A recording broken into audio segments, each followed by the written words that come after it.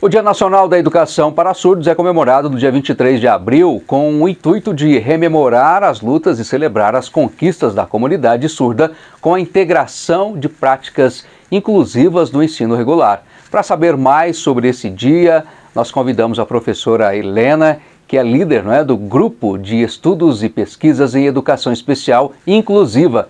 Professora, o que é importante saber? Bem, hoje nós já temos uma clareza em relação à educação dos surdos e sabemos que não podemos mais cobrar a oralidade do surdo.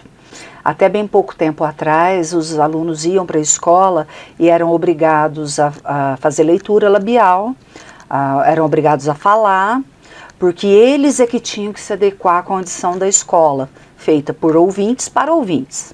A condição do surdo não era pensada. Mas esse processo com oralização não deu certo, foi um fracasso. O surdo saiu da escola, ele não teve sucesso. E aí o que a gente percebe? Em outros países teve uma transição mais longa, que foi a comunicação total. O nome bonito, né? Comunicação total. Mas no Brasil ela não foi tão longa assim e ela também não foi furtiva. Por quê? Porque a comunicação total, ela gera uma mistura de tudo que se tem.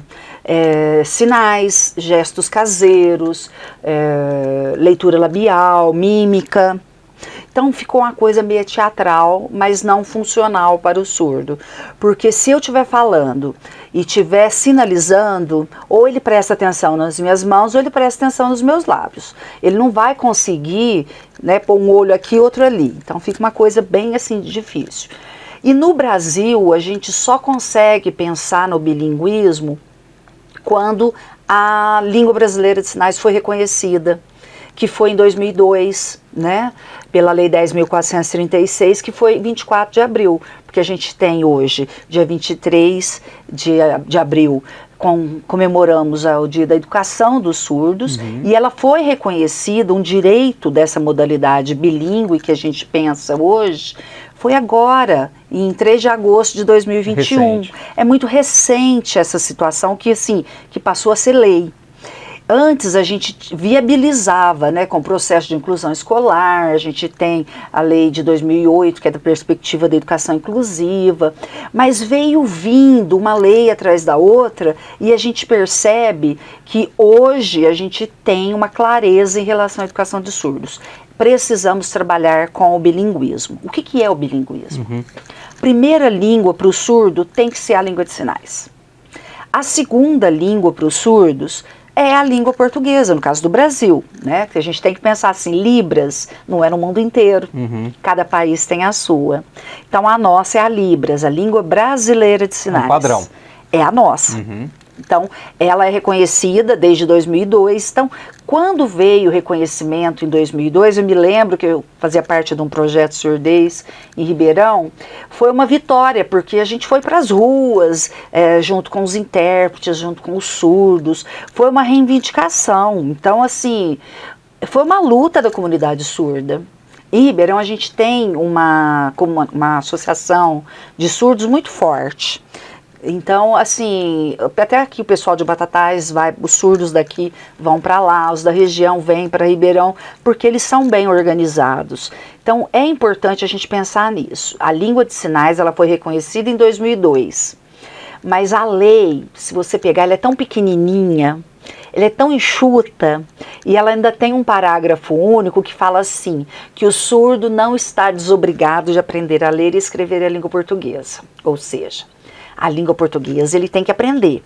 Só que os nossos professores, até bem pouco tempo atrás, não estavam preparados para ensinar esse surdo. Capacitação.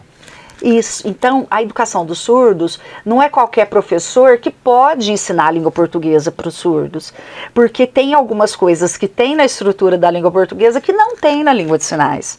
Por exemplo, a gente fala o menino. O surdo fala menino. Menino. Então, ele vai fazer... E como passar essa informação? Ele vai fazer o sinal de homem e vai fazer o sinal de criança, Então, a gente tem que pensar que a estrutura gramatical é diferente. Por isso que é importante a gente comemorar isso, porque o Dia da Educação dos Surdos, a gente tem que referenciar como sendo um momento de pensar na especificidade linguística do surdo. Professora, quais são as maiores dificuldades hoje? As maiores dificuldades é a gente ter profissional. Então a gente não tem muitos profissionais capacitados para se trabalhar com os surdos. A gente tem muitos professores muito esforçados que buscam aprender a língua de sinais, mas assim, se eles vão para o lado da interpretação, trabalhar como intérpretes, eles acabam tendo uma remuneração melhor. Então o que a gente percebe é que não são todos os professores que ficam na escola, né? Então a gente tem professores, tem boa vontade, mas nem sempre a gente tem aquele tempo de estudos. A gente deveria ter um professor surdo nas escolas. Antigamente a gente tinha aqui em Ribeirão, que é uma cidade maior, né? A gente tinha uma escola polo. E nessa escola polo tinha uma classe de surdos, mas era igual era nas fazendas, sabe? Uma sala com todas as idades e um professor capacitado. Depois isso mudou, os alunos foram divididos em cada um nas suas seriações. E uns assim meio que se perderam, porque vinha aluno de fora para estudar em Ribeirão, para ter aquela, né? Interessante. Mas hoje não, hoje os alunos voltaram para cada um para a sua escola, tem que ter o professor capacitado. Ah, mas o professor da sala tem que ser aquele professor especialista para o surdo? Não, ele é o professor regente, ele tem que ter um professor de apoio. Então, esse professor de apoio vai trabalhar com o surdo, vai fazer as adequações no que o professor regente vai passar, ele vai adequar para um material visual para os surdos. Hoje a gente já tem material visual do governo para trabalhar com as crianças surdas, mas não é tudo que tem.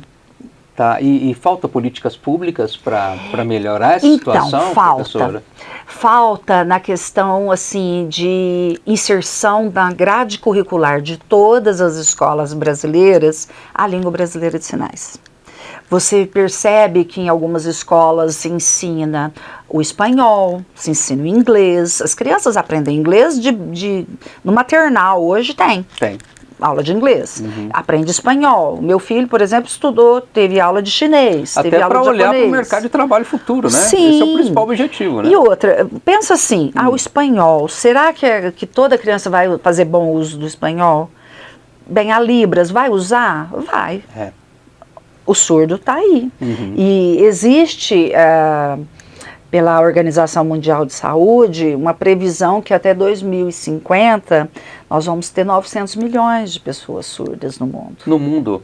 E no Brasil, qual é a realidade? No Brasil, gira em torno de 4 milhões e meio, por aí. É muita gente, muita gente. né? Batatais tem algum dado? Tem. Não. Temos surdos, eu não tenho os números não aqui. tem os números.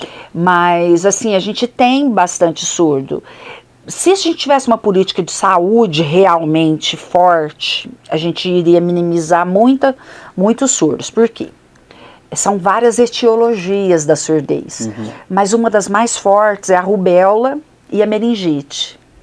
Então, se todas as nossas crianças fossem vacinadas contra a rubéola, todas fossem vacinadas contra todas as variações da meningite, a gente não teria tantos surdos, porque a rubéola na gestação, ela não causa só a surdez, ela pode causar cegueira, má formação do feto. Então tá aí esse trabalho importante de prevenção, professor. Sim, preveniu. Todo mundo tomou, principalmente eu falo para os meus alunos, antes de começar a vida sexual ativa, as meninas têm que ver a carteirinha de saúde. Tomou a vacina? Porque se engravidar, já está vacinada.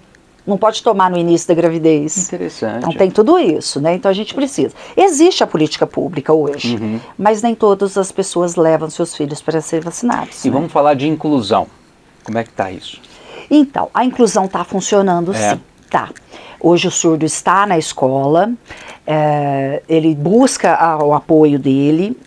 Nas cidades menores, Batatais tem um bom acompanhamento da Secretaria de Educação, mas em algumas cidadezinhas, por ter pouquinho surdo na cidade, não tem pessoal capacitado, né? Então a gente tem toda uma problemática. Precisaria fazer um acompanhamento desde que nasce, porque ao nascer, toda criança deve fazer o teste da orelhinha.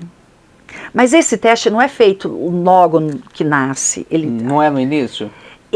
Logo no início, nos primeiros dias, tipo assim, 2 semanas, 3 semanas, marca-se para fazer. Mas nem todo mundo vai fazer também. E se detecta a surdez logo no início, já muda o olhar, já busca os apoios necessários para a criança. Somente uma avaliação dos pais não consegue, professora, perceber? Não consegue. Não consegue. Na minha família eu tenho um tio surdo que descobri que ele era surdo, já era moleque, porque antigamente ia para a fazenda, então não tem. Às vezes percebe por causa da televisão alta, tudo. E tem o grau de surdez também? Tem. Nós temos, assim, 4 níveis muito marcantes. Perda leve, que se a gente for fazer audiometria, todo mundo tá nela. A perda moderada. Somente o locutor que usa muito fone de ouvido aqui na rádio. Baterista, quem toca muito, né? Hoje em dia tem os abafadores, mas a gente tem que brigar com eles para eles usar, que eles não querem usar. Então, isso provoca também. Mas, assim, a gente tem que pensar que na perda moderada, que é acima de 41 decibéis, já faz falta. Então, as pessoas já buscam usar o aparelho auditivo. Só que tem um pequeno porém. Se você entra na fila para ganhar o aparelho, em Ribeirão, no HC, as crianças têm prioridade. Então, nasceu, detectou a surdez, já vai para a fila para ganhar o seu aparelhinho e, às vezes, até fazer um implante coclear. Mas, por exemplo, o idoso que vai ter a perda auditiva senil, que é da idade, o coitadinho vai para o fim da fila. Então, às vezes, ele fica 3 anos esperando. Ele não tem recurso para adquirir E é caro. É caro. Os aparelhos mais baratos, a unidade sai a R$3.000. Então, você vai comprar os 2. Tem tudo, né? Sim, se você compra os 2, já vai mais de 5.000. Então, a gente tem que pensar que não é todo mundo que tem condição. Por exemplo, você que trabalha com som, se você for comprar um aparelho para você vai gastar uns 20.000, que você vai comprar um aparelho que filtra mais o som, tem mais canais. Então é caro. A gente tem que pensar nisso também. Então o aparelho auditivo, ele é bom para quem está nessa faixa da moderada. Mas se você passa lá dos 70 decibéis, você já vai pegar a perda severa. E esses casos, a idade é muito frequente, professora? A perda auditiva ou não? Olha... Quais são os estudos em relação a isso? A questão do idoso é uma questão de observação. A família geralmente só dá conta quando já perdeu bastante. E num bate-papo assim, a gente consegue identificar? Às vezes, se eles prestam atenção, eles pegam. Se você percebe, por exemplo, a televisão, se você chega na casa de algum idoso e está aparecendo casa de louco, né, a televisão lá no ápice, é porque ele tá com uma perda legal. E aquele, ele faz que entende alguma coisa, isso também acontece. Com o tempo, ele para de perguntar. Ele para de perguntar. Ele para de participar do bate-papo da família, da mesa de domingo. Pode rolar uma depressão, pode leva à morte. A gente tem casos da pessoa ficar tão retraída, ele já não quer mais ir em festa, porque não entende nada. Ele já não quer participar dos almoços de domingo, porque todo mundo conversa e ele não. E isso a gente percebe, sabe, no surdo adolescente que faz uso da língua de sinais, também no bate-papo de família. Só tem um conhecido que falou para mim um dia assim, uma coisa muito engraçada. Falou assim, eu perguntei para ele que dia da semana ele não gosta. Porque todo mundo não gosta da segunda-feira, né? Ele falou que não gostava do domingo. Aí eu perguntei por quê, né? Que a família encontra e tal. Ele falou assim, então, a família encontra e eu só entendo o que eles estão falando quando a minha mãe está comigo, porque a minha mãe vai passando para mim em libras. O dia que é dia dela cozinhar, eu nem vou, porque todo mundo ri, eu pergunto o que é, eles falam que não é nada não. Quer dizer, ele fica excluído da interação social, não tem uma inclusão social. Ele não consegue ouvir, né? Ele não consegue entender o Isso a gente percebe dentro da família, do núcleo familiar. E em que momento tem que procurar um profissional? E que profissional procurar? Então, hoje a gente já tem uma clareza maior dos otorrinos, né? Que o otorrino é que vai detectar, vai pedir para fazer um BERA, uma impedanciometria, uma audiometria, que vai detectar essa surdez. Por isso que precisa fazer o teste da orelhinha. Fez o teste da orelhinha, não deu legal, aí vai para o otorrino e vai investigar tudo. 3 meses de idade a gente tem condição de detectar, é surdo. 3 meses. Com 3 meses você já fechou o diagnóstico. Se foi certinho, você já fechou. Mas a gente tem que pensar assim, Olha, é surdo. Qual é o profissional? Se o médico falou que é surdo, tá ali no exame, não adianta você negar, mas a maior parte das famílias nega. Então fica procurando um benzedor, procura, vai 300 médicos, aí no final das contas assume que é surdo. É surdo. No início, hoje, a gente já tem alguns médicos que oferecem um implante coclear, que é uma cirurgia, ela é incisiva e nem todo mundo dá certo. Então tem que ver tudo isso. Por exemplo, se ele é surdo por conta da meningite, nasceu, pegou meningite no hospital, ficou surdo. Nasceu ouvinte, ficou surdo porque pegou meningite no hospital, por exemplo. Vai fazer o implante coclear, se demora muito, às vezes não dá certo, porque calcifica a cóclea. Porque os remédios são ototóxicos. Tá. Então a gente tem tudo assim, nem todo surdo é apto a ser implantado. Então se ele não é apto a ser implantado, para onde que ele vai? Ele vai para a língua de sinais, ele vai aprender a língua brasileira de sinais. Criancinhas, eu já trabalhei num projeto onde criança com 1 ano e meio já começava com a língua de sinais. Eles não fazem os movimentos certinho, mas é muito bonitinho. Eu falo que eles estão com HD 0, né? Então não estão sem informação, qualquer coisa pega. Já pega rapidinho. É uma coisa muito engraçada. Que legal essa sua vivência, né, professora, com isso. Já são 22 anos que eu estou na área da surdez. Eu entrei por um acaso, né, fazendo uma pós-graduação, eu li um material do José Armando Valente, do UNIED, da Unicamp, que ele falava que ele tinha ensinado trigonometria para os surdos através de um programa de computador chamado Superlogo, que tem uma tartaruguinha que ela vai andando, vai desenhando as formas geométricas e tal. E eu achava, olha só a ignorância da gente, eu sou analista de sistemas como primeira formação. E eu achava que o computador ia ensinar o surdo a falar, sabe? Então, assim, nós ouvintes carregamos muitos mitos em relação à surdez. A surdez não é uma doença. Você não vai acabar com a surdez. Ah, mas implantou, fez o implante coclear, ele deixou de ser surdo. Mas se acabar a bateria do implante coclear, ele volta a ser surdo.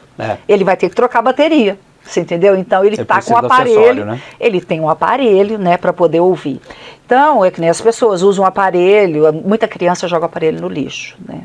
As mães, perdeu o aparelho, como? Perdeu porque ele não gosta do aparelho. Porque dependendo da perda dele, se ele tem 70, 80 decibéis de perda, o aparelho só faz barulho.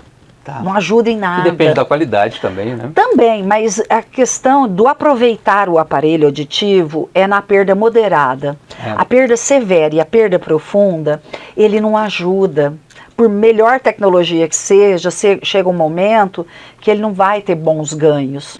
Que interessante, professora. Acho que compartilhar o seu conhecimento. Sim, é muito bom. Eu sou apaixonada pela língua de sinais. Adorei esse bate-papo hoje. Então, eu gostaria... a gente precisa, assim, pensar que o surdo tem direitos, ele tem potencial, como todos nós, ele tem capacidade.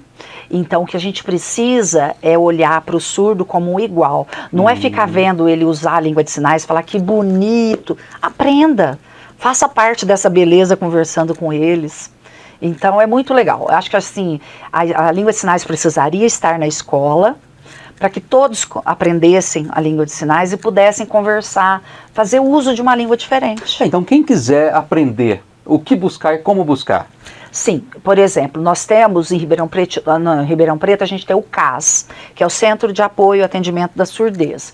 Lá, geralmente, são oferecidos cursos gratuitos. A Associação de Surdos em Ribeirão também oferece cursos, é cobrado, mas é uma taxa baixa, sim. Quando é surdo e familiar de surdo, eles não cobram. Então, por exemplo, se é a mãe que vai com a criança surda aprender a língua de sinais, eles ensinam e não cobram. Só, por exemplo, o ouvinte quer aprender para poder melhorar a sua parte profissional, aí tem uma taxa, mas é coisa pouca, vale a pena aprender. E às vezes, por exemplo, quando a gente consegue encaixar na grade, aqui no Claretiano mesmo, a gente já ofereceu cursos, inclusive para os funcionários, a gente já fez 2 capacitações aqui com a língua de sinais e é bem interessante, muito assim, é gratificante você receber uma pessoa surda e você ver o seu colega atendê-lo, saber conversar, ao menos o básico a gente consegue. E é legal também saber que são poucos os avanços, mas isso vem acontecendo, né, sim, professor? Isso sim. É bom, né? Na área da surdez, nesses últimos 20 anos, a gente teve, porque a língua brasileira de sinais vai completar agora, dia 24, né?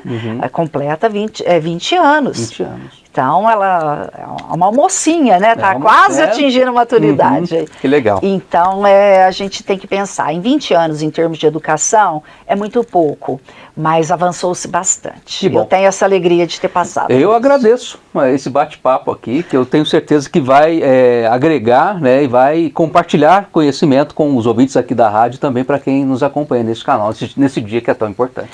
Eu agradeço muito, né, e fico muito satisfeita de vocês perceberem a importância de falar sobre isso também para todos. Deixa uma mensagem final, professora. Bem, eu gostaria que todos não tivessem medo de se aproximar do surdo, tá? Ele não é um pitbull, ele não vai morder. E ele vai ensinar. Se você quiser aprender, quiser ser amigo de um surdo, aproxime-se dele, ele vai te ensinar a língua de sinais. Informações que fazem a diferença no seu dia a dia, rádio e TV Claretiana FM.